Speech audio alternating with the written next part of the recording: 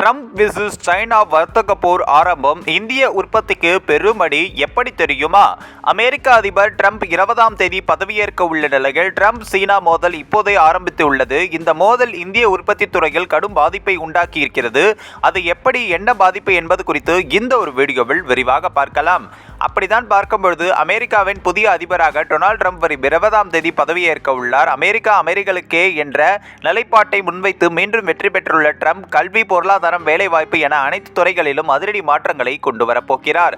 சீனா உள்ளிட்ட பிற நாடுகளின் பொருட்களுக்கு அதிக வரி விதிப்பதாக ட்ரம்ப் ஏற்கனவே கூறியிருந்தார். தனது முந்தைய ஆட்சி காலத்தில் சீனா மீது கடும் வர்த்தக போரை மேற்கொண்டிருந்த ட்ரம்ப் இந்த முறையும் அதை தொடர்வதில் உறுதியாக இருக்கிறார். அமெரிக்கா அதன் ஒட்டுமொத்த இறக்குமதியில் சீனாவை சார்ந்திருக்கும் நிலையை ட்ரம்ப் குறைக்க முடிவெடுத்துள்ளார். மேலும் அமெரிக்கா தங்களுக்கு எதிரான வர்த்தக நிலைப்பாட்டை எடுக்கும் என்று எதிர்பார்த்துள்ள சீனா முன்கூட்டியே உஷாராகி சில நடவடிக்கைகளை எடுத்துள்ளது. அதாவது சூரிய மின்னலங்கள், அதன் பாகங்கள், மொபைல் போன்கள் மற்றும் பிற மின்சார சாதனங்கள், மின்சார வாகனங்கள் மற்றும் அதன் பேட்டரிகள் ஆகியவற்றை உற்பத்தி செய்ய தேவையான முக்கிய மூலப்பொருட்கள், அத்தியாவசிய தாதுக்கள், உயர் தொழில்நுட்ப உபகரணங்கள் மற்றும் இயந்திரங்களை ஏற்றுமதி செய்வதில் சீனா கட்டுப்பாடுகளை கொண்டு வந்துள்ளது. இந்த கட்டுப்பாடுகள் அமெரிக்காவிற்கு நேரடி ஏற்றுமதி தடை விதிக்கின்றன. அது மட்டுமின்றி அமெரிக்காவிற்கு அனுப்பப்படும் பொருட்களை உற்பத்தி செய்யும் நாடுகளுக்கு இதை ஏற்றுமதி தடை பொருந்தும். சீனாவின் இந்த ஏற்றுமதி தடையால் இந்திய உற்பத்தி கடுமையாக பாதிக்கப்படும் அபாயம் உள்ளது. அமெரிக்கா சீனா வர்த்தக போரால் இந்தியாவுக்கு தானே லாபம்? இனிமேல் அமெரிக்கா ஏற்றுமதி பொருட்களுக்கு இந்தியாவை தானே சார்ந்திருக்கும் என்று நீங்கள் கேட்கலாம்.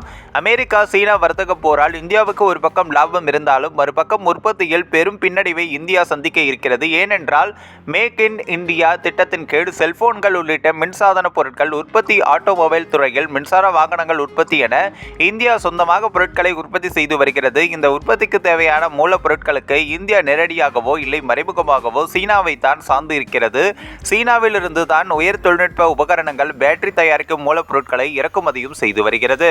ஆகையால் இப்போது சீனா எடுத்துள்ள ஏற்றுமதி கட்டுப்பாடுகளால் இந்திய உற்பத்தி பெரும் பின்னடைவை சந்திக்க அபாயத்தில் உள்ளது. சீனா கடந்த டிசம்பர் மாதம் சூரிய மின்னல உற்பத்திக்கு இன்றியமையாத காலியம் மற்றும் ஜெர்மனியத்தின் ஏற்றுமதி தடை செய்தது. அதன் பிறகு அத்தியாவசிய பாதுகாப்பு தொழில்நுட்பங்களுக்கு முக்கியமான ஆன்டிமனியம் தடை செய்தது. இந்த மாத தொடக்கத்தில் மின்சார மின்கல பேட்டரி உற்பத்திக்கு முக்கியமான லித்தியம் மற்றும் பேட்டரி கேத்தோடு தொழில்நுட்ப மூலப்பொருட்களின் ஏற்றுமதிக்கும் சீனா தடை விதிக்கிறது. சீனாவின் ஏற்றுமதி தடையால் இந்தியாவில் மின்னணுவியல், சூரிய சக்தி மற்றும் மின்சார துறைகளில் உள்ள இந்திய நிறுவனங்கள் பெரும் உற்பத்தி தடைகளையும் இடையூறுகளையும் எதிர்கொண்டுள்ளன. ஏனெனில் இந்தியாவில் பல தொழில் நிறுவனங்கள் சீன இயந்திரங்கள், சீனா மூலப்பொருட்களை மட்டுமே நம்பியுள்ளனர் என்று பொருளாதார சிந்தனை குழுவான GTRI நிறுவனர் அஜய் ஸ்ரீவஸ்தவா தெரிவித்துள்ளார். அதன்படி சீனாவில் இருந்து இந்தியாவின் இறக்குமதி கடந்த 2022 2023 ஆண்டுகளில் $98.5 பில்லியன் இருந்து 23 24 ஆண்டுகளில் $101.73 பில்லியன்